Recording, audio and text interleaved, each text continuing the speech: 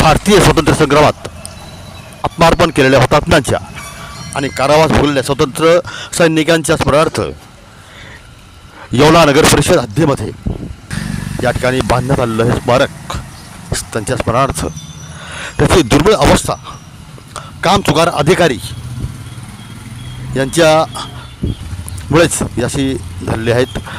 असो, इमारती बांधल्या त्या खराब होतच असतात, परंतु दुरुस्ती करण्याची जबाबदारीसुद्धा सक्षम अधिकारी यांची असते. म्हणून या मतदारसंघाचे भाग्यविधाते नामदार छगनराव भुजबळ साहेब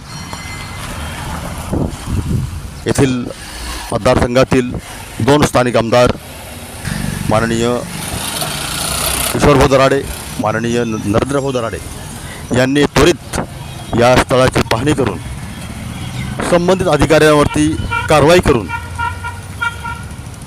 या